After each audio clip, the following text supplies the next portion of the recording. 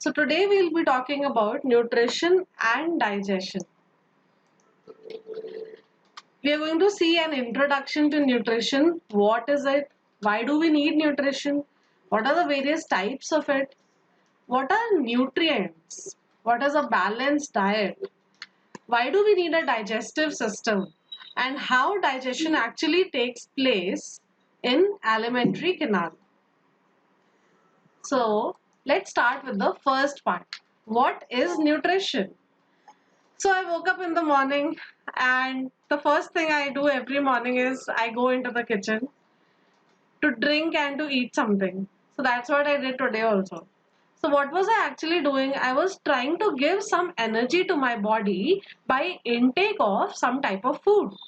So that is what nutrition is. Nutrition is just the intake of food so as to provide energy to our bodies. And not just energy, nutrition performs many different functions. What is the need of nutrition? First thing, we need various materials for our growth, right? For growth, we need new and new cells building up every day. So we need the raw material for it. Nutrition gives us that raw material required for growth. Or second thing, if some cell gets damaged or some tissue gets damaged, that needs to be repaired. So this nutrition also provides substances that will help us in repairing the body cells. Third thing is that it also provides us various raw materials. What do I mean by raw materials? So for an example, let's talk about respiration. So in respiration, the raw material is glucose. And how does body get that glucose? It gets it from the food that we eat, right?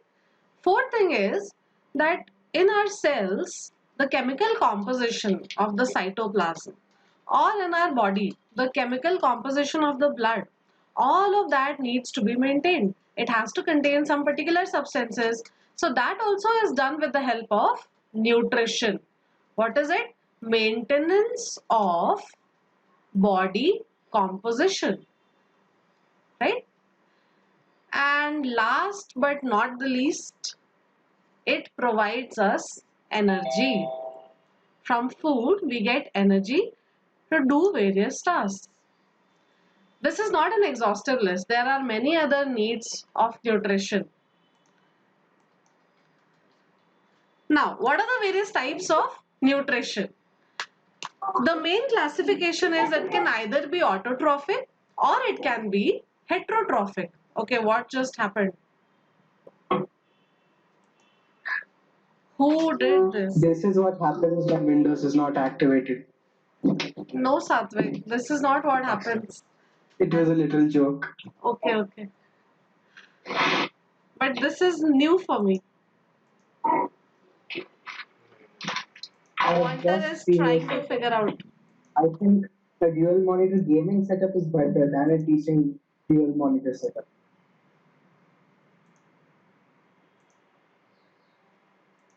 This is a first of its kind abruption.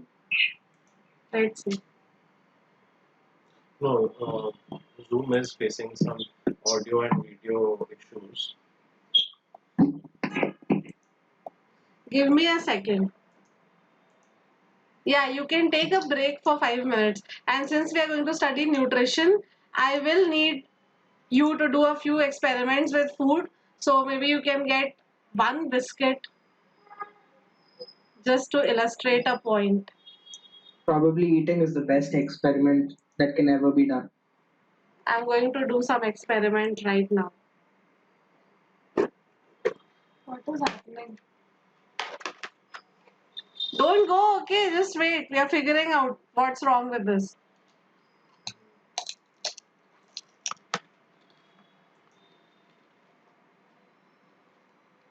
Unplug your HDMI.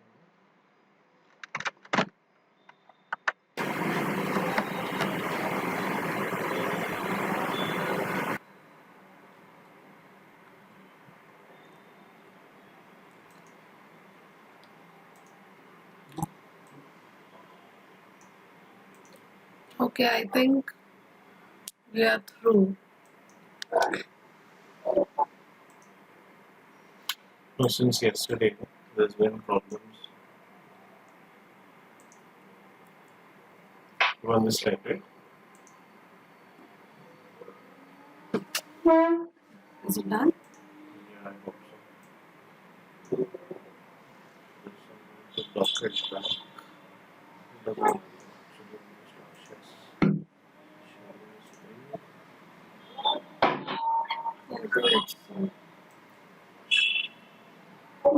I see that a few people have left. They got so bored in 2 minutes. Yes. So let's talk about the various types of nutrition. Okay, can you see my screen? Is it fine now? Yes, ma'am. Okay.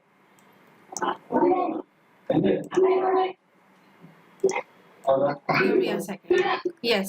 So the various types of nutrition are autotrophic or heterotrophic. So what is autotrophic nutrition? In this, the organism is able to make its own food. And in heterotrophic, the organism cannot make its own food. So autotrophic nutrition can actually be of two types. It can either be phototrophic or it can be chemotrophic. So photo means light, chemo means some chemicals. Then even heterotrophic nutrition can be of four types: holozoic, saprophytic, parasitic and symbiotic. So let's see each of these one by one along with a few examples. So first is autotrophic nutrition. So as I said, in this, organism can make its own food.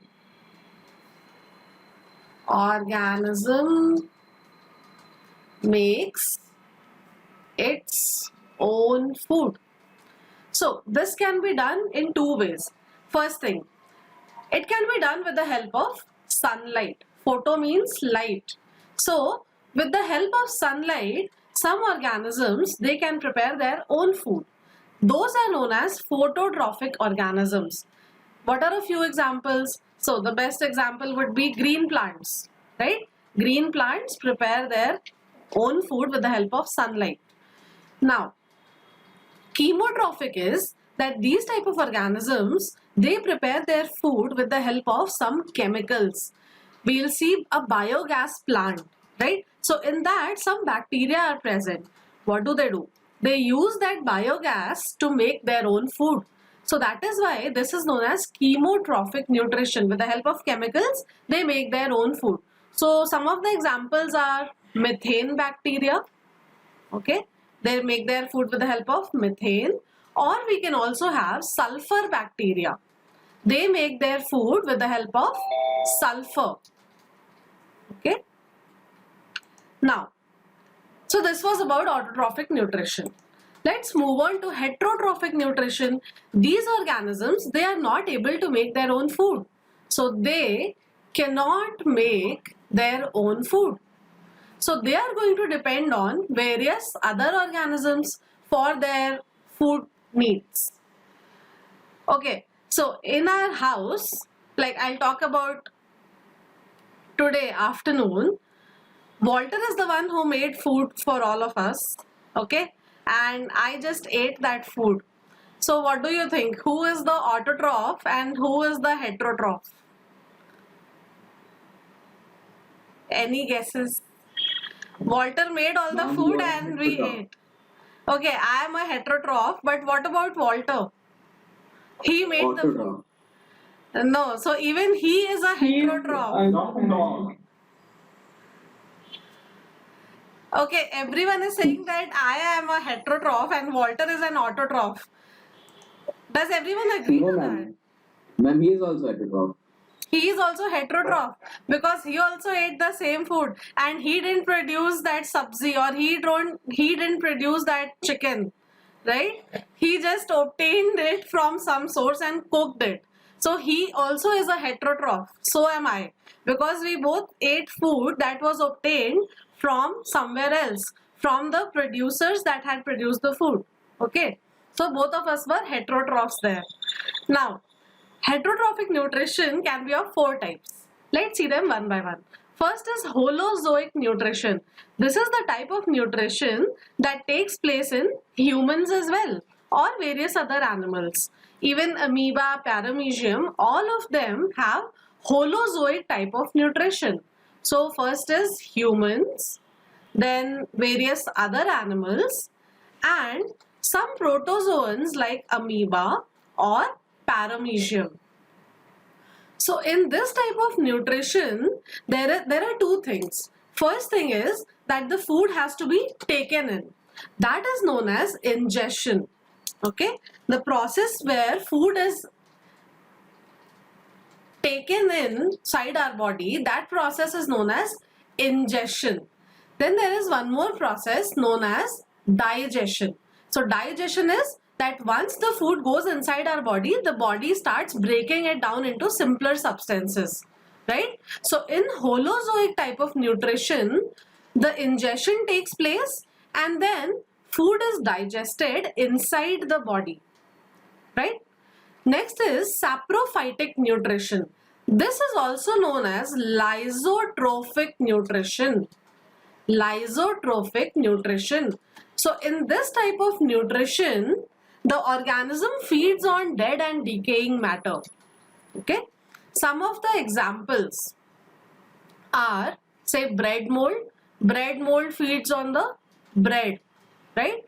So in this case, the bread mold, it first digests the food and then ingests it. So in holozoic, first we ingested it, then it got digested.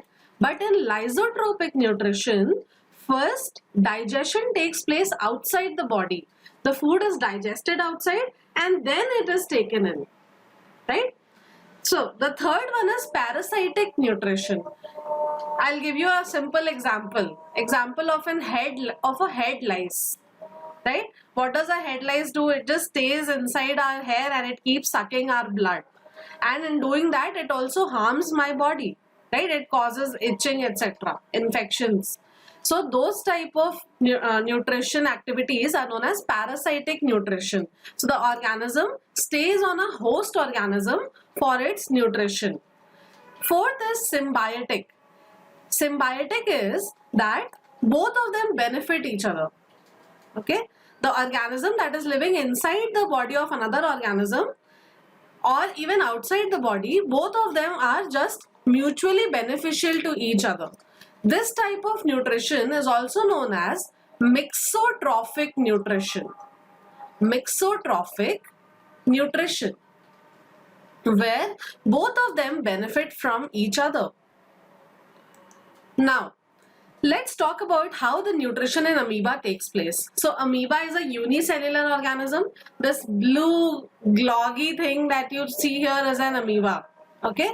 So this amoeba, it has a surface and it can take food from any part of that surface. See, if we are to eat food, we can only obtain it through our mouth. But in the case of amoeba, their entire body surface can be used for the intake of food. So let's see how. Now try to focus on the diagram on the right. So this blue thing here is a food particle and this orange thing is the body of an amoeba. So as amoeba comes closer to the food particle, it starts developing some projections on its body. So these projections that you see here, those try to engulf the food. These projections are known as pseudopodia. Pseudo means false. Podia means something like a tentacle. Okay, so it develops these false tentacles to ingest the food. Now slowly that food particle has come inside and it is present in a vacuole. So inside the body of an amoeba, it creates a vacuole in which certain digestive enzymes are present. So this food gets slowly digested inside that vacuole and whatever waste material is there, that gets thrown out. Okay, so this is how nutrition in amoeba takes place and it is very important from an exam point of view. So pay attention to this. This diagram also is very important for the exam. Now let's talk about nutrition in paramecium. So what is the difference here? We saw that in amoeba, any part of the body surface can be used to ingest food. But in paramecium, it has particular place where it can ingest its food. So this pink part that you see here, like this pink part is the mouth of the paramecium. Now suppose a food particle is over here, okay, somewhere over here. But this paramecium cannot eat food from this side. So what will it do? It has some hair-like projections. These hair-like projections are called cilia. So these hair-like projections start directing the food towards this part, which is the mouth. And then the food gets ingested from this part. Okay. So difference was, in amoeba, the entire body surface can be used to obtain nutrition. In paramecium, it has a particular area known as its mouth from where it can eat. And cilia are those hair-like structures which help paramecium to bring its food to the mouth. So if you were listening to me, this poll should be easy enough. I'm going to launch this. Yes. Your time starts now. Meanwhile, I'll close this window. Yeah, I'm slowly getting responses. You people are very fast. I have 7 responses already in a minute. So I should get 17 responses. Let's see. I hope everyone is getting the poll because Walter didn't get this poll. I think a few questions were too easy. Yeah, I'm going to end the poll. Everyone has submitted. So, first one, the type of nutrition where organisms prepare their own food. Yes, it is autotrophic nutrition, which almost all of you got right. The types of autotrophic nutrition are, so it was a multiple choice question. So, autotrophic nutrition, we have, wait, I'll show you this diagram. In autotrophic nutrition, we have either phototrophic or we have chemotrophic. Most of you said these two. Now, the types of heterotrophic nutrition are, so people get confused in heterotrophic nutrition because there are 4 names which are slightly difficult to remember, but you have to try. We have holozoic, saprophytic, parasitic, symbiotic. So these are the 4 right answers. Now, fourth one, the type of nutrition in which food is digested inside the body. Yeah, that is what happens in the case of humans, and that is actually holozoic nutrition. The other type is where food gets digested outside the body and then ingested. That is known as lysotrophic nutrition. Fifth, the type of nutrition in which food is first digested and then ingested. Yeah, it is lysotrophic nutrition. Sixth, hair-like projections. All of you said it's cilia, so that's right. Seventh, in dash, nutrition takes place from any part on the surface of the body. Yeah, the answer is amoeba. In paramecium, it has a particular mouth from where it can ingest its food. So the correct answer would be amoeba. So let's move on to the next part, which is classes of food substances. I think you will enjoy this. So first is carbohydrates. Then we have fats, proteins, minerals, vitamins and water. These are some of the raw materials that are very important for our body to carry out various chemical processes. So those classes of food substances are commonly known as nutrients. Everyone must have heard of nutrients. So let's see them one by one. First is carbohydrates. So carbohydrates are my favorite, dates. Okay, we have pancakes, we have this donut, we have lasagna, we have burger, we have different types of breads, bananas, potatoes, rice. All of these contain a huge amount of carbohydrates, and carbohydrates are then broken down to produce energy. So carbohydrates are in fact the major source of energy for our body.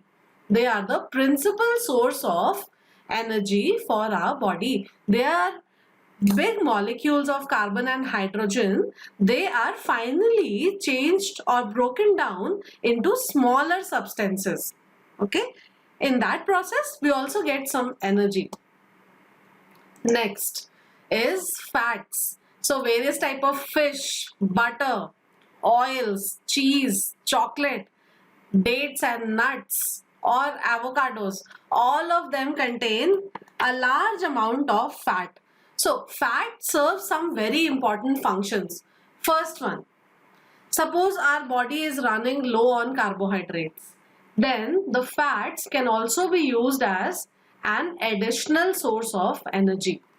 Okay, if our body is running low on carbs, fats can be broken down as an additional source of energy. Then there is one more function. So the outermost parts of our body, they have a large amount of fat. What does that fat do? That fat helps the body to maintain its body temperature. Okay, it prevents a lot of heat loss to the surroundings. So second function is to maintain the body temperature. Third thing, there are various vitamins in our food that can only be dissolved in the fats. Okay, they are not water soluble, they are only soluble in these fats. So fats also serve as a solvent for fat soluble vitamins, so that those vitamins can be used by our body. So these are some of the major functions of fat. But one more important function of fat is that Mom, fat, can you repeat it once more? yeah, so fats are an additional source of energy for our body. Usually the principal source is the carbohydrates. But suppose our body is running low on carbohydrates, in that case even fats can be used to provide energy to our body. Secondly, fats are present in the outermost layers of the body mostly, and there they provide insulation to the body. They do not allow heat loss to the environment. So they help in maintaining the body temperature. Third thing is that there are various vitamins that we intake that are only soluble in fat. They are not soluble in water, so they won't dissolve in blood. They will only dissolve in these fats so that they can be used up by the body. Fourth important function of fat is that it can be stored for emergencies. It can be stored as an energy reserve in the form of glycogen. Okay, in the form of glycogen, this excess fat in our body can be stored and it can be broken down if our body needs some more energy. Many people who go on these crash diets, etc., what happens there is they are not taking any carbohydrates. So where will they get energy from? So in their bodies, the fat reserve slowly starts getting used up for energy. So the fat content in their body comes down. Well, I don't know when will I be able to lose any weight. I used to diet earlier, but now I don't. Now, third is proteins. Proteins have a very important function. Proteins, they help in growth and repair of body. So for growth, we need some substances called amino acids. So we get amino acids from these proteins. Proteins help in growth and repair of body cells. This is the main function of protein. These are some of the foods that contain a lot of protein: eggs, milk, all forms of meat. Then we have spinach or other leafy vegetables. We have mushrooms, we have pulses. All of them contain a good amount of protein. So with this, I will launch the second poll. So Rishabh says that Popeye was the only reason he ate spinach.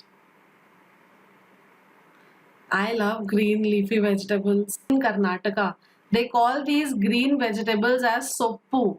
SOPPU. So whenever I see any soppu guy here, I start running. Or if I see any fish vendor, I just cannot control. You're saying that you need chicken desperately now. Yeah, we are all having non-veg. Are we not supposed to? I made very nice chicken stew yesterday. So, Sawmill, I think chicken is safe for consumption. But going to buy chicken might not be very safe. I'm going to end this poll now and share the results. First one, classes of food substances are known as, yes, they are known as nutrients. Second, dash are the main source of energy in our body. So most of you said it's carbohydrates, and carbohydrates is the right answer. Some of you said fats and proteins. No, fats and proteins can only be used as sources of energy when our body does not have enough carbohydrates. Third, the nutrients responsible for growth and repair of body cells. Yes, they are known as proteins, like I just stated. Fourth, dash produce energy in the body like carbohydrates. Yes, so those are fats. They are energy reserve of the body. Fifth, dash help in maintaining body temperature. Many of you said minerals and proteins, but no, that is not the right answer. The correct answer is fats. We'll see what minerals do for the body now in a second. So the correct answer for fifth one is fat. Now let's move ahead and talk about minerals. So minerals are some elements that are required by the body. First example would be calcium and phosphorus. So calcium and phosphorus elements, they help in strengthening the bones in our body. They help in strengthening bones, right? Calcium and phosphorus help in strengthening bones in our body. And for phosphorus, we have also seen one more use in respiration. What was phosphorus doing? Phosphorus, inorganic phosphate, was present in ATP and ADP molecules. So phosphorus is not only required for strengthening of bones, but it is also required to produce substances like ATP and ADP. Now, second, our body needs sodium and potassium. Sodium and potassium are required to maintain cell permeability. So these cells, they need to get substances from various capillaries. They also need to give out their waste products. So for that, they have to be very permeable. So sodium and potassium, they help in maintaining the permeability of cell walls. Maintaining permeability of cell walls, and they specially do that in the case of neurons or nerve cells. Now, the third type of substances or minerals required by our body is iron. What does iron do? So we saw hemoglobin in circulatory system. We talked about hemoglobin. So hemoglobin is actually made up of a lot of iron in it, right? So this iron is used to make hemoglobin. So what will happen if sufficient iron is not present in our diet? If we don't take sufficient iron, then our red blood cells will not be able to make hemoglobin. And so there will be a deficiency of RBCs in our blood. That will lead to a case known as anemia. What is anemia? The hemoglobin of the body becomes very low because our body doesn't have enough iron, right? Now, fourth very important mineral is iodine. Iodine is required because it helps in the functioning of thyroid gland. What is thyroid gland? Thyroid gland is present over here in the neck. So this thyroid gland is used to make growth hormone. This hormone is responsible for the growth of our body. So iodine is very important for the functioning of thyroid gland, which produces growth hormone. And its deficiency leads to a disease known as goiter. So in goiter, this thyroid gland swells up. Swelling of thyroid gland takes place. That disease is known as goiter. It happens due to the deficiency of iodine in our body. So these are a few things where iodine is present. We have iodized salt now. We have water. In water also there are various chemicals that are, various minerals that are present. We have fruits, vegetables, various types of cereals like cornflakes, oats, etc. We have meat and fish, eggs and milk. All of this contains a lot of minerals. Now, next is vitamins. So, vitamins are of different types. A, B, C, D, E, K, B1, B2, many different types of vitamins are present, and vitamins are mostly responsible to act as enzymes. They act as enzymes. What are enzymes? Enzymes are certain chemicals that are required for these biochemical reactions to take place. Whatever reactions are taking place in our body, like respiration, like digestion, for that we need a lot of enzymes. So many of the vitamins, they act as enzymes for various life processes or various biochemical reactions. Fine. Second very important function of vitamins is not function, but I can say that something special about vitamins is that some of the vitamins we take in with the food that we take, but many vitamins are also produced inside our body, right? So vitamins can either be taken in food, can either be taken in food substances, or they are produced in the body. There are several vitamins that are produced in the body itself.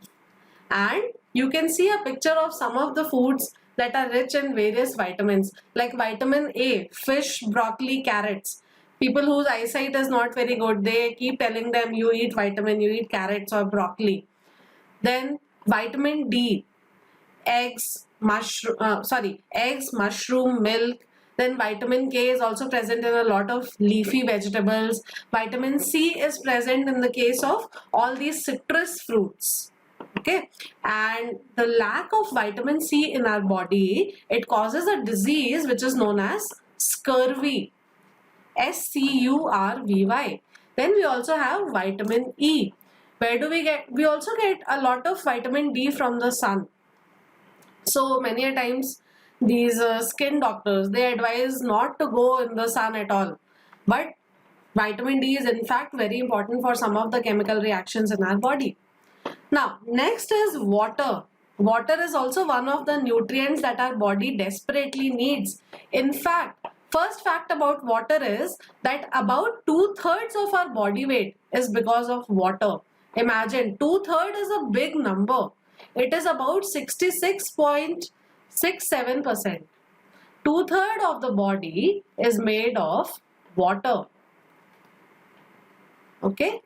So the most important function of water is that it helps in the transport of substances. So in the blood we have blood plasma, no? Blood plasma contains mostly of water. So what was blood doing? It was helping in transportation of important substances. So water is performing that function in the form of blood plasma. Transportation of substances. Another important function is regulation of body temperature. If you don't drink enough water, our body will not be able to maintain an optimum temperature of 36 to 37 degrees centigrade. So water also helps in regulation of the temperature of the body. Then various enzymes, they are made with the help of water. So used in making enzymes, or even in excretion, the urine that we excrete, that is also containing a lot of water in it. So it is used in making, what am I saying? Yeah, used in making enzymes or sweat. We lose water in the form of sweat, right? Along with that, all the impurities also come out. So sweat or urine. So for these reasons, water is very important for our body. Now, what are the calorie requirements of different people? So, a laborer who works all day, his calorie requirement is about 3,500 kilocalories per day. So, what is kilocalorie? Kilocalorie would be 1,000 calories. Okay, 1 kilocalorie is equal to 1,000 calories. And you can do one more conversion. 1 calorie is equal to 4.18 joules.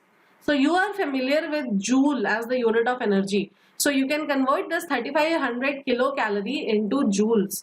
What will it be? 3500 into 1000 into 4.18 joules. So that's a very large amount of energy that our body needs every day.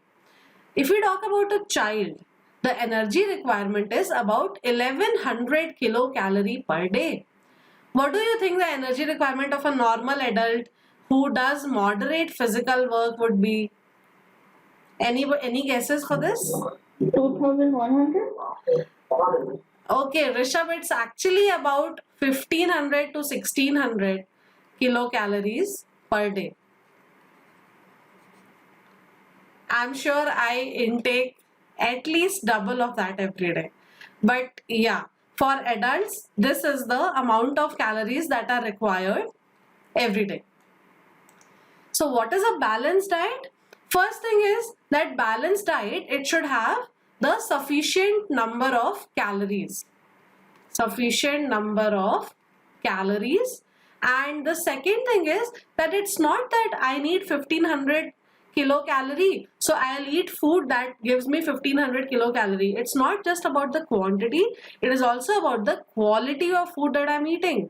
So the minerals that are present, the vitamins, the protein content, the carbohydrate content, all of that is also important. So balanced diet is one which has sufficient number of calories and it also has all the required nutrients. So such a diet is known as a balanced diet. I'm launching the third poll now. Your time starts now. So in last poll, all of you submitted in 2.5 minutes. Let's see how much time you take now. So a lot of talks about chicken, non-vegetarian and vegetarian food is going on in the chat box. I just saw. Mainaka says that this poll was easy. Yeah, I think even this one would feel easy because Mainaka, I think you are listening to me carefully. For those who are not listening to me carefully, they won't find these polls very easy. But of course, I try to maintain a decent level of questions. So whatever I teach, I give it in the poll so that I know that all of you have been listening to me. Yes, so I'm going to end the poll and share the results. First question, dash and dash are mineral salts required for strengthening of bones and teeth. So there are two right answers here.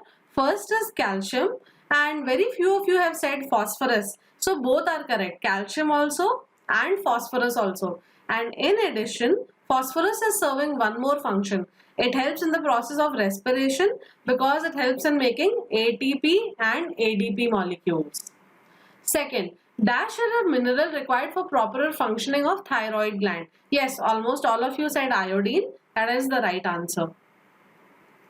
Third, the deficiency of iron leads to, yes, most of you said anemia. Some of you said goiter, marasmus and hypertension. That would be wrong. The correct answer is anemia. Fourth, the deficiency of iodine leads to, yes, most of you said it's goiter. Fifth, vitamins are obtained from food and cannot be made in the body. So there was some confusion here. I stated when I was talking about vitamins that a few vitamins are needed to be taken in food as supplements, whereas some vitamins can also be made within our body. So this answer is false. It can be obtained from food also. It can be made in the body also. Sixth, dash act as enzymes in important chemical reactions. Yes, so the correct answer is vitamins. Seventh, dash acts as solvent for various organic and inorganic substances. Some of you said sweat, vitamins and minerals. That's not correct. The correct answer here is water. Water acts as solvent for various organic and inorganic substances. So I'm going to stop sharing the result and move forward with the next part. So we are done with nutrition. This is all you needed to know about nutrition. Of course, for Arushi, you will have 2 or 3 important tables in the book. So you also need to go through those tables very thoroughly. You will have to memorize those tables in fact. So let's move on to the digestive system. What is digestion? So whatever food we are intaking, we were eating bread, chicken, fish, eggs, leafy green vegetables, etc. All of these are various types of substances. So it is possible that our body cells, they might not recognize all of those substances. Okay, suppose you are eating a burger for the first time. Our body doesn't know what it has just eaten. So how will it digest it? So for that reason, all the food that we eat, that has to be broken down into a simple form. Such form that can be recognized by the body cells immediately. So if you eat burger, the body will break it down into amino acids, glucose, etc. So body knows what amino acid is, what glucose is. You eat a pizza, it will again break it down into simpler substances like amino acids, polypeptides, glycerols, fats. Okay, it is all going to break down into simpler substances so that our body cells can easily recognize those substances and use them for life processes. So digestion is nothing but the breakdown of food into simpler substances, into simpler substances. So why do we need digestion? We need digestion because we want our body cells to recognize what we have eaten and to use it for the life processes. So I'll just write it like this: for body cells to recognize the food substances, and so that the body cells can easily use up these substances. These are the two needs for digestion. Can easily use up these substances. Okay, this is the need for digestion. Next, what are digestive enzymes? So digestive enzymes are those chemicals in our body that help us in the process of digestion. So these are nothing but the chemicals that help in digestion. We will also see a few examples here, and I'll give another name to these enzymes. These enzymes are also known as biocatalysts. Why bio? Because it is bio class. Okay, so biocatalysts. Bio means the body. Bio means life actually. So these catalysts are important for the life processes. That is why they are also known as biocatalyst. Without these enzymes, the process of digestion cannot take place.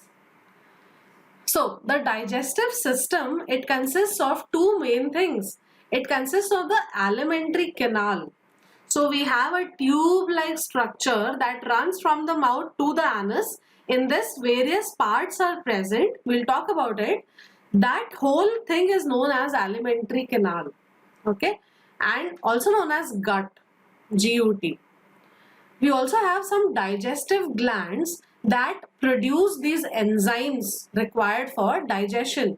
So digestive glands, we have three main digestive glands. First is present in the mouth, known as salivary glands. Second is liver. Liver is one of the largest organs in our body, and liver performs many important functions. We'll talk specially about liver in the next class. Then we also have pancreas, which is another gland. So let's see what each of these consists of. Alimentary canal consists of, first of all, mouth, then esophagus. Esophagus is also known as the food pipe. Then food now comes to the stomach. This is all a single tube, and this alimentary canal is in fact about 9 meters long. 9 meters, do you want me to let you imagine how much 9 meters is? So if you see of the room where you're sitting, if you see your floor and the ceiling, this height is usually about 3 meters. So 9 meters would be 3 times of that. Or if you can imagine the height of a triple story building, that is the length of our alimentary canal from our mouth to the anus. Isn't it very long? So it's highly coiled. That is why all of it is fit inside the body very easily. Then after stomach, we have small intestine. Then we have large intestine. Over here we have rectum, and below rectum we have anus. So this all is known as the alimentary canal. And digestive glands, we have three. First one is present in the mouth, known as salivary glands. Second one is the liver, largest gland in our body. Third one is the pancreas. So we'll see their functions one by one now. So based on this very elementary knowledge, let us see the fourth poll. Your time starts now. So Somil is asking that anemia is also called night blindness. No, Somil, night blindness is a different thing. That is also caused because of the deficiency of vitamin A, but that is different from anemia. In night blindness, the person is not able to see clearly at night. But in anemia, the body, it doesn't have enough number of red blood cells, and in turn it doesn't have enough amount of hemoglobin. Okay, so if hemoglobin is not present, then the blood cannot carry oxygen and carbon dioxide from one place to another. So if hemoglobin is not present, even respiration gets hampered. So anemia is a completely different thing. And let me just spell out anemia once. It's ANAEMIA, anemia. So Rishabh is submitting his polls in record time. So did anyone solve those maths questions? Supriya gave 2-3 questions for homework, right? Did anyone solve those? No. No, I solved them right after class. Fine, so everyone has responded. I'm going to end the poll and share the results. The process of digestion starts once the food reaches the small intestine. So yes, that is wrong. It starts right from the mouth. Second, digestive glands present in the digestive system are. What are the various glands? So first is salivary glands, second is liver, third is pancreas. So there are 3 correct answers here. A lot of mixed response here, but salivary glands are not the only glands. We also have liver and pancreas. In fact, liver is the largest gland in our body. Third, the length of the alimentary canal is about 9 meters. That's correct. Fourth, the alimentary canal starts at the mouth and ends at the anus. That is right. Most of you said that. Fifth, the chemicals required for the digestion reactions to take place, yes, they are known as enzymes. I see another term here called substrate. You want to know what a substrate is? So see, substrate is the substance on which the enzyme acts. So I'll just give you a quick example and we'll see when we go ahead further in the chapter. But there is protein in the food that we eat. It contains some protein. So protein is broken down with the help of pepsin into peptides. Okay. So here protein is the substance on which the enzyme pepsin is acting. Pepsin is the enzyme. Okay. And this protein will be known as the substrate. So each enzyme can only react with a particular substrate. Each enzyme can only catalyze any particular substance known as substrate. Now let's start with the process of digestion. So it starts in the mouth, and in the mouth there are 3 things that are helping in the digestion. First is teeth. What are teeth doing? Teeth are breaking down the food into smaller particles. So what will happen? If the food becomes broken down into smaller particles, now its surface area increases. Okay. So I explained this when I was talking about alveoli. Why does our body have millions, about 70 million alveoli?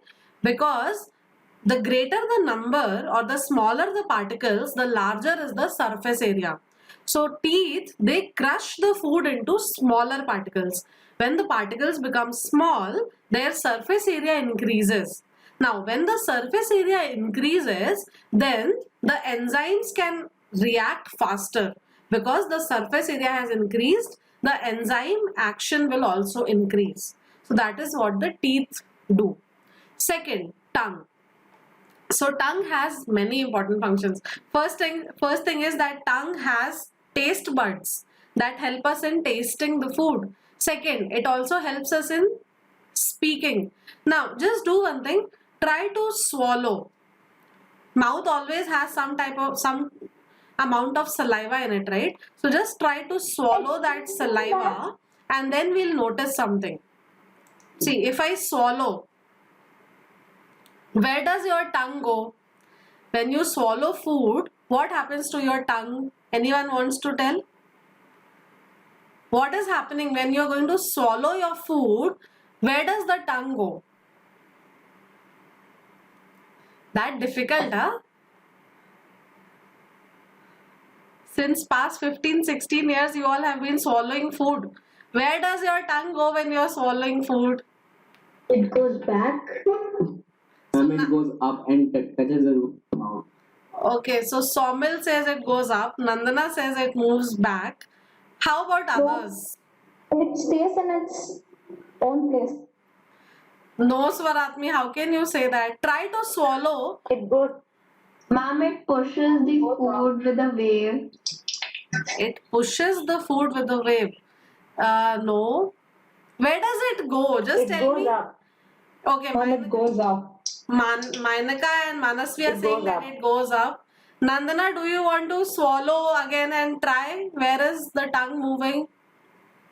No, ma'am. So it's going up. Okay, it touches the roof palate of our mouth. So during swallowing, the tongue moves up, right? So in that way, tongue also helps us in swallowing food. Fourth important function of tongue is that tongue helps us to mix the food completely with the saliva. Okay, the food gets completely mixed with saliva with the help of tongue, because tongue moves it across the mouth and there is saliva everywhere, so that food gets thoroughly mixed up with the saliva. Fine. So these are the four important functions of tongue: tasting, speaking, swallowing. What was the fourth one? Okay, it moves the food throughout the mouth and mixes it thoroughly with the saliva. Okay. Now, third thing, the saliva in our mouth. What function is the saliva performing? So, this saliva is secreted from some glands which are known as salivary glands. These glands are known as salivary glands and they produce saliva in the mouth. Now, can you try to produce some saliva in your mouth? See, I'm trying and I see that saliva is coming out from 3 different places. How about you all? Ma'am, my saliva is over from the last experiment. Try again, Somil. So, Pooja is saying that tongue helps in peristaltic movement. Okay, Pooja, no, I don't think that's right. Peristalsis is with the help of circular muscles, food is pushed downward. So, in the case of tongue, this movement is not peristaltic movement. Peristaltic movement will start as soon as we swallow the food. Yeah.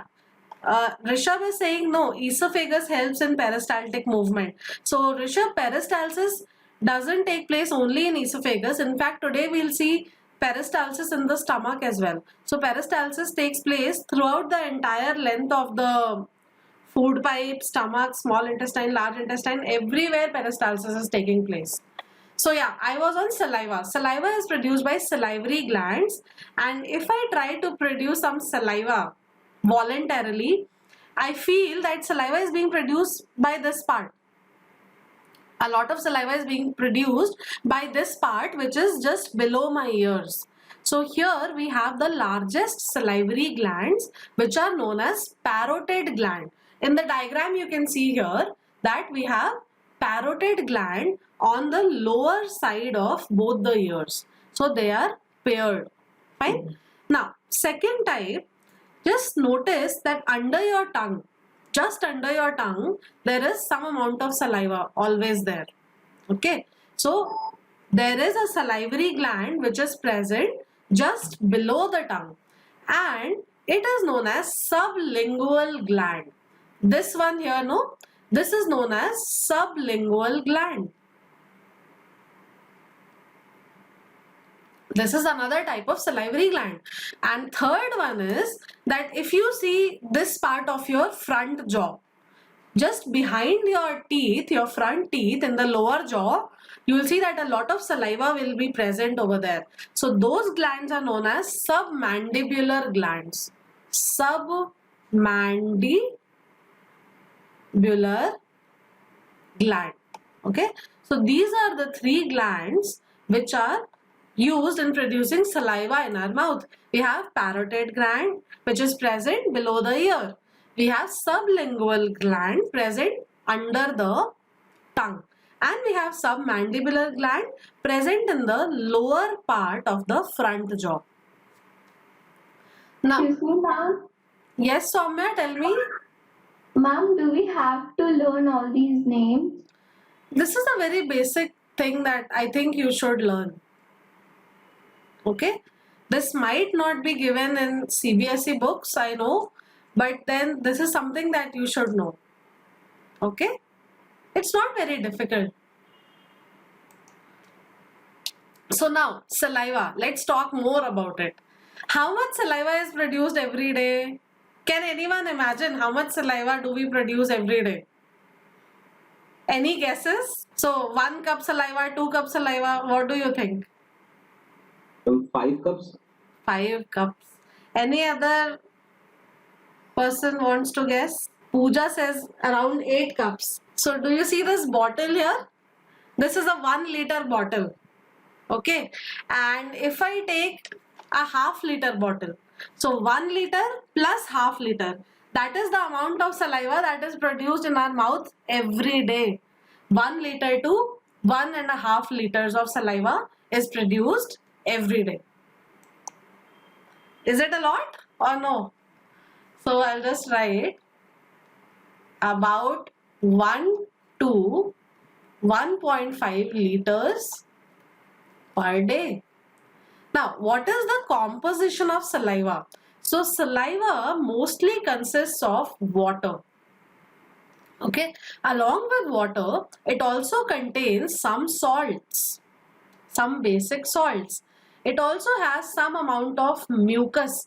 Mucus is some type of slimy substance that helps in mixing the food thoroughly.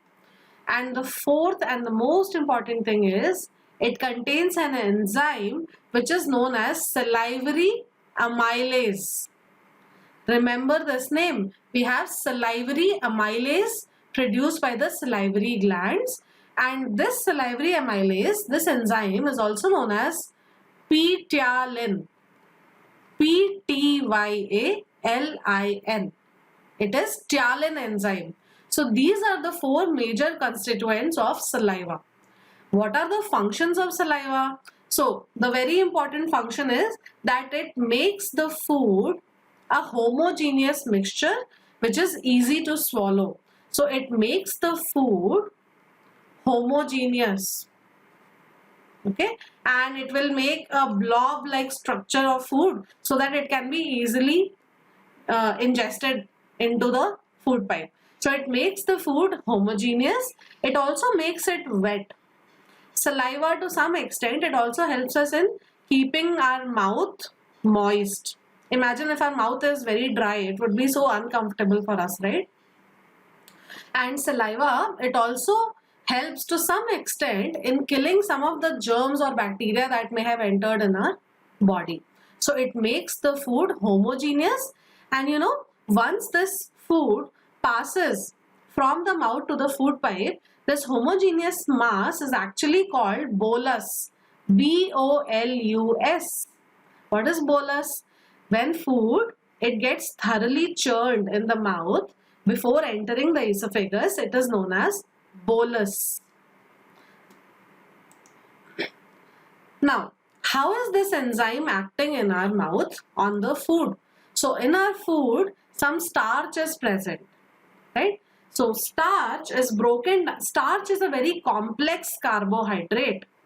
So this is a complex carbohydrate. So it needs to be broken down into simpler substances. So that is done with the help of this enzyme known as salivary amylase and also called ptyalin. Starch is broken down into maltose. It is a disaccharide. Disaccharide means it has, okay, let's not get into those details. Maltose is a simpler sugar as compared to starch. So this is a simpler sugar, but maltose still needs to be broken down into simple substances. That will happen in the small intestine. Okay, mouth has just broken down starch into maltose with the help of ptyalin. Now let's see an experiment. Whenever you want to test the presence of starch, we use something known as iodine. Iodine solution. Rishit is back. Oh, I showed you the answer. Okay, so iodine solution is used to test the presence of starch. So whenever there is starch, iodine will become blue-black in color or violet-black in color. Fine. So I have written here, iodine solution turns violet-black in presence of starch. So I'm going to do an experiment. Here I just want to know what is saliva doing to the starch in my food. Okay. So for that I have taken two test tubes. In the first test tube, I have placed about 1 milliliter of saliva of starch. Okay, I have taken 1 ml of starch solution, put it in the first test tube. In the second test tube, I have taken 2 milliliter of starch, just double the amount of starch. Now, I did one more thing. In the first test tube, I took 1 ml starch and I also put in it 1 ml of saliva. Okay, so the first test tube has 1 ml of starch, 1 ml of saliva. Second test tube only has starch in it. Okay, now I waited for 3 to 4 hours. I just left these test tubes like that. I waited for 3 to 4 hours. After 3 to 4 hours, I just put 2 to 3 drops of iodine solution in both of them. Okay, 2 to 3 drops of iodine solution in both of them. Now I know that whenever starch is present, iodine solution becomes blue-black in color, right? So I want to know in which of the test tubes now after putting iodine, blue-black color will be present and why? What do you think? In which of these blue-black color would be present after putting iodine solution? Ma'am, in the second one. Oh, Nandana is saying that in the second test tube, blue-black color will be seen after 3 to 4 hours on putting iodine. Any other answers? Rishabh is saying that in both of them. Mainaka says that in second one. Now all of you, all three of you, can you give me a reason for this? Yes, ma'am. Because Yes. we know that when starch is present in saliva, saliva breaks down starch into simple sugars. So sugar does not show any action in color changing. So you cannot see any change in the color. Yes, Nandana, you have explained it very well. I hope that's clear to all of you. So let's see. After 3 to 4 hours, I put iodine in it. I saw this change. So in the first test tube, there was no change. But in the second test tube, I saw a blue-black color. That means that whatever saliva was present in the first test tube, it has completely broken down starch. Now no starch is present in the first test tube. That is why first test tube does not show anything when we put iodine, but the second test tube becomes violet black in color or blue black in color. I hope that's clear to all of you. Now I'm launching the fifth poll. Ma'am, can you please explain the last experiment again? Yes, I can.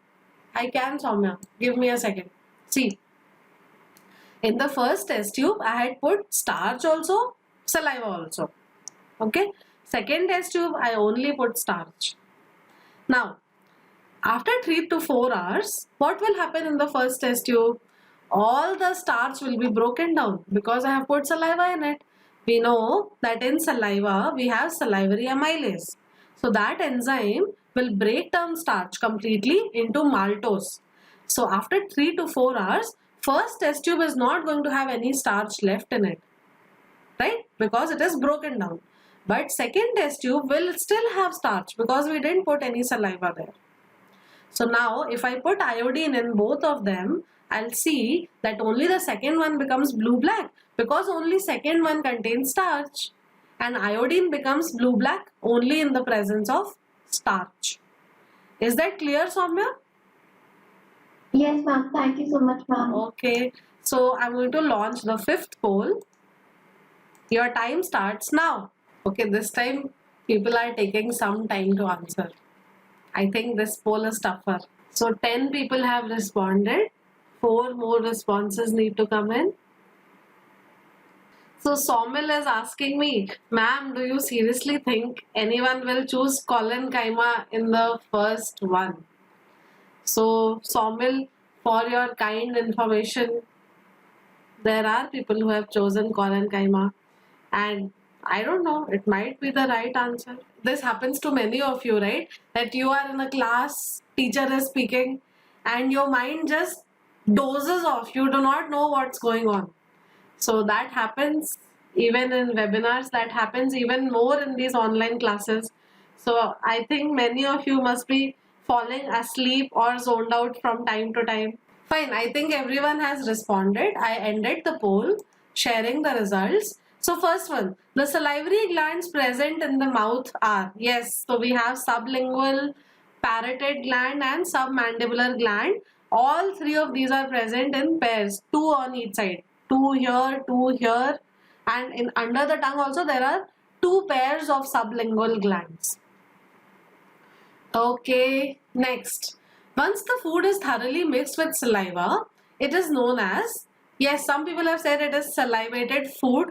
So that's a very generic thing to say, but no, it's actually known as bolus.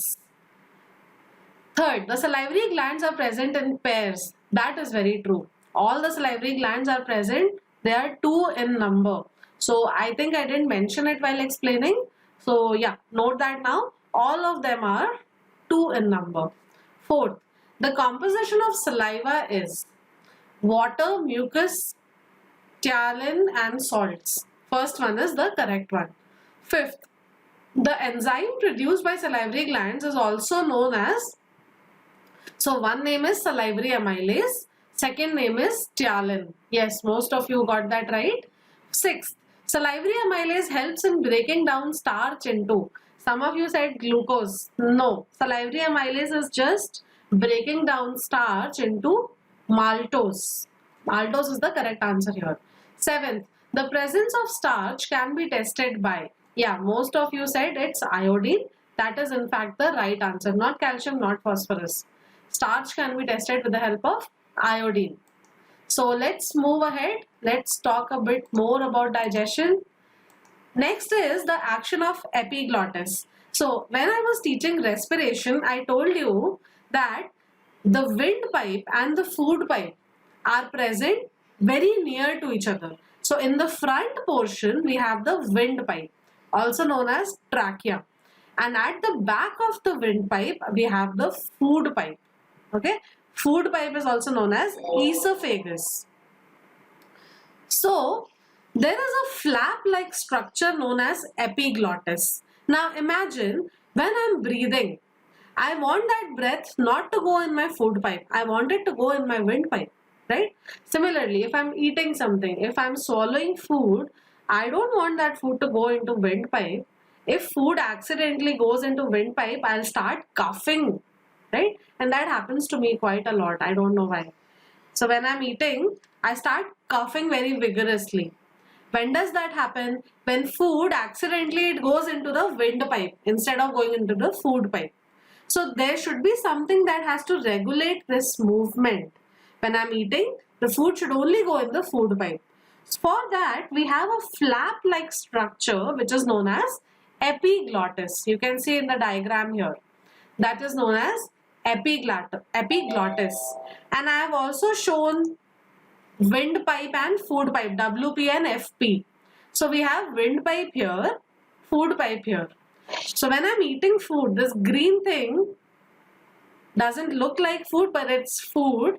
So this food, when it is entering inside after pharynx, the epiglottis closes the windpipe. See, here the windpipe gets closed and the food goes into the food pipe. Fine. So epiglottis is the flap-like structure which regulates the movement of food in food pipe when we are swallowing food. Ma'am, Yes. ma'am, can you please mail this slide to me? Who's the Somil? Yes, ma'am. Okay, Somil. I'll be posting it on the website and I'll also be putting it in my video. So I think that you'll get it there. Okay. Ma'am, doesn't the food block the windpipe?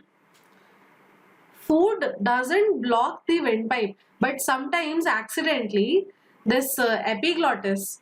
I was telling you that epiglottis movement is controlled by the cranial nerves of the brain. Some of the nerves from the brain, known as cranial nerves, they are surrounding the epiglottis and they regulate the movement of epiglottis. So many a times epiglottis does not get the signal in time. So it forgets to close the windpipe. In that case, some food also goes into the windpipe. That is when the coughing starts. Okay. And Mainika is asking one more thing. Ma'am, shouldn't the food pipe be bigger than the windpipe? So, Mainika, the food pipe, it is actually not bigger than the windpipe. See, food pipe is only required when we are eating food. But windpipe has to be remain distended all the time because we have to breathe all the time. So, food pipe, although it expands when we are eating something, but windpipe remains expanded all the time. So here we see that the food pipe is actually a bit narrower. So yeah, it is a bit narrower. In fact, windpipe is protected inside the rib cage. Okay, and it is actually in fact slightly bigger as compared to the food pipe. Okay, and imagine the volume of air. I'm unable to mute Arushi. Arushi, please mute yourself.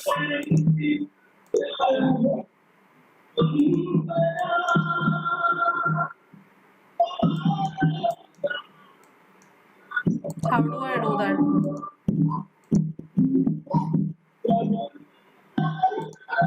Arushi, Arushi, please mute yourself. Okay, she left. Fine. So, the food pipe is actually not as broad as windpipe. Imagine the volume of air will be much more than the volume of food, right? Because air, the particles are far apart, intermolecular spaces are high. So, windpipe is in fact broader as compared to the food pipe. Okay. So, I hope that was clear. Next thing is how the peristalsis takes place in the esophagus. So notice the spelling of esophagus. A lot of students make mistake here. So esophagus is also known as food pipe. So this tube-like structure that you see in the diagram on the right, that is the esophagus. And esophagus slowly, ultimately it enters the stomach. So this balloon-like structure here is the stomach. So what is esophagus doing? Esophagus is just connecting the mouth with the stomach. So it connects mouth with stomach. So this food pipe, it is actually surrounded by circular muscles around it. So see, if this is the food pipe, it has some type of circular muscles around it. So what do these muscles do? Now, see this diagram on the left now. This egg-like thing is actually the bolus, the food that has been mixed with the saliva thoroughly. So, this food, once it enters the food pipe, see, you see these two arrows here? These two arrows are denoting the contraction of the food pipe. So at this point, the circular muscles that are surrounding the food pipe, they contract. So when they contract, they push the food down. So this part is contracting, whereas this part is expanding, right? Now the food moves down. So the next part expands, the next part contracts. So this keeps going on, and with the help of this, the food actually passes down into the alimentary canal, and this takes place not only in food pipe, it takes place in stomach, small intestine, large intestine, everywhere. So what is happening here? Peristalsis is the rhythmic contraction and expansion of the food pipe in order to push the food in the alimentary canal. So I'll just write it. Rhythmic. This function is very important here. Rhythmic contraction and expansion of the food pipe, or I can say of the circular muscles of the food pipe,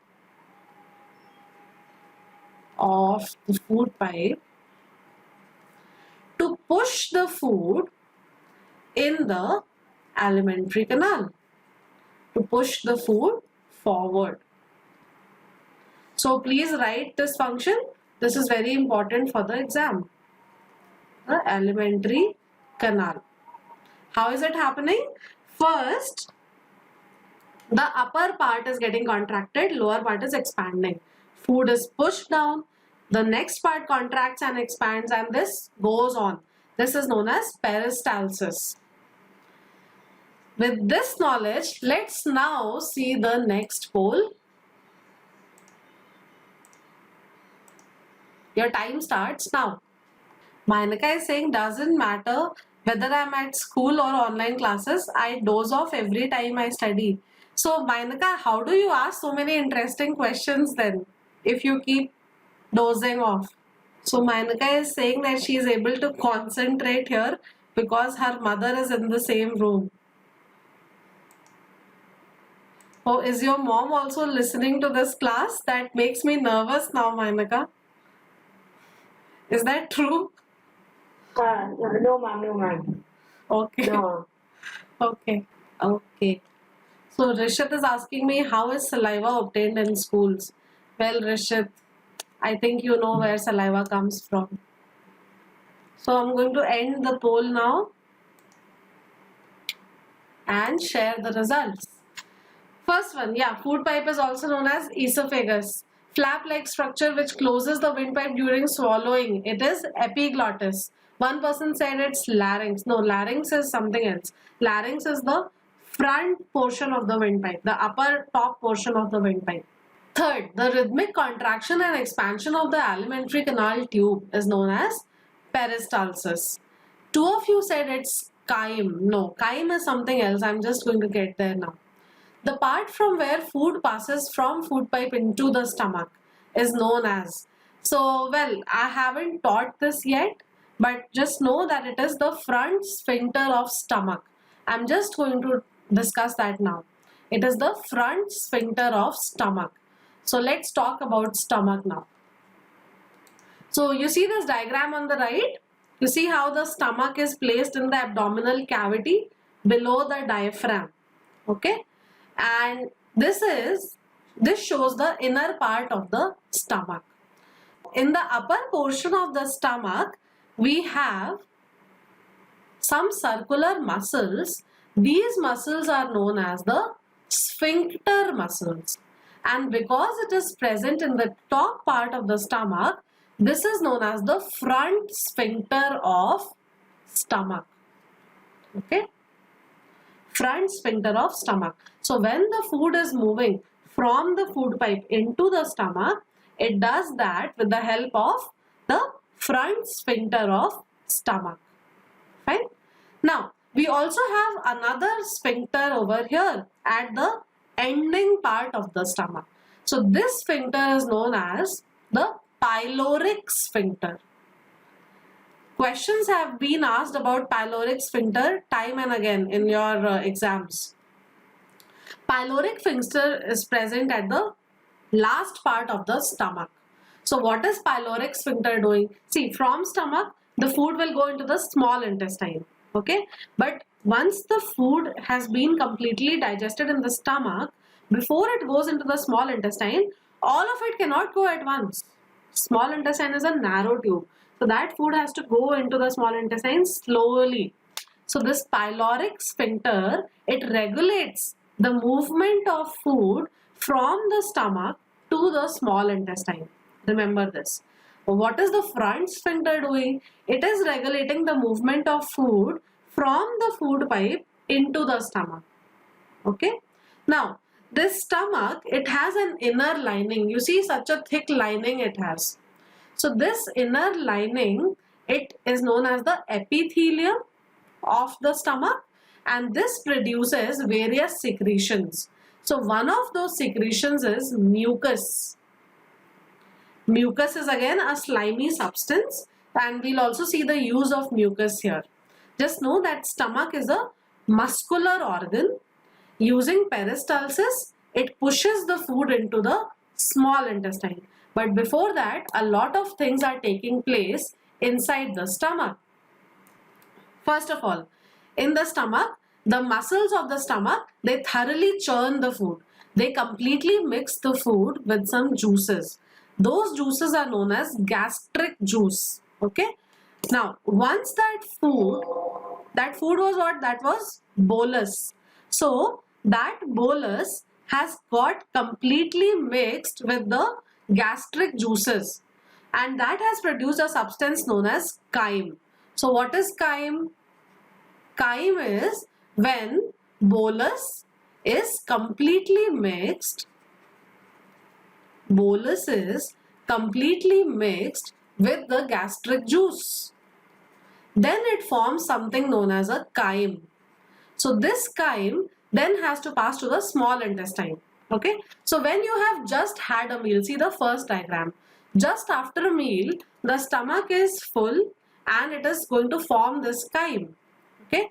1 to 2 hours later, now food has slowly, the chyme has to move into the small intestine. So there is some peristaltic contraction in the stomach that pushes the food through the pyloric sphincter into the small intestine. Okay, and slowly after 3 to 4 hours, almost all the food from the stomach has reached the small intestine. So this is how peristalsis takes place in the stomach. What happens in the case of vomiting? So sometimes we eat food and it doesn't agree well to the stomach. So the food is still in the stomach, but we throw up. So in that case, the sphincter that is present here, or the front sphincter that is present here, that sphincter just opens up and food from the stomach, it starts flowing back into the food pipe. And instead of peristalsis, we have something known as antiperistalsis. Antiperistalsis. So what happens here? The food goes from the stomach outside. From the stomach, the front sphincter of stomach opens up. The food goes into the food pipe through antiperistaltic movement, and then it is thrown out. So I hope it's clear what happens in vomiting. Now, what does gastric juice mainly consists of? So the first very important thing here is it contains a lot of hydrochloric acid. Okay. In fact, this is a very strong acid, and the pH of the stomach, pH of gastric juice is very, very less. It is about 1 to 2. So if the pH is something known as potence of hydrogen. We'll see about it in acids, bases and salts in the next webinar. But pH is something that denotes the acidic strength of a substance. So if the pH is very less, then that substance is a strong acid. So gastric juice has a very, very less pH of 1 to 2. So the chyme is an acidic substance. Chyme is acidic. Apart from this, it also contains an enzyme known as pepsin. It has another enzyme known as renin. So this is only present in small children, children who take a lot of milk. Okay, renin is only present in small children, not in the case of adults. Hydrochloric acid, pepsin, renin, there are also a few salts present. So when food enters the stomach, even the stomach can kill some of the germs. Okay, for that it has some salts or some extra enzymes. It can kill the germs that might have been ingested in the food. Now, let's see the functions of hydrochloric acid in the stomach. So hydrochloric acid does the very important function that it activates pepsinogen. Okay, this pepsinogen ultimately forms pepsin. So what is HCl doing? HCl activates pepsinogen. Okay, and apart from that, it kills some germs. It kills germs which might have been ingested in the food. So these are very important functions of hydrochloric acid in the stomach. So if hydrochloric acid is not present, pepsin cannot break down the proteins into peptides. So, and now just think about it. If such a strong acid is present in the stomach, shouldn't the walls of the stomach get corroded? Shouldn't the walls get destroyed with the help of this acid? Why doesn't that happen?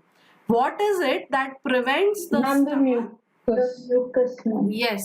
So mucus, I forgot to write mucus here. This mucus, it prevents the hydrochloric acid from corroding the inner lining of the stomach. Now, let's talk about the enzyme action in the stomach. So here, first step is that there is something known as pepsinogen in the stomach. There is an enzyme known as pepsinogen. This pepsinogen is inactive. It cannot perform any function. Okay. So, with the help of hydrochloric acid, this pepsinogen turns into pepsin. This pepsin is an active enzyme. Okay, pepsinogen, it had no use. So that pepsinogen has to be converted into pepsin. That is done with the help of hydrochloric acid. Now, whatever proteins are present in the food,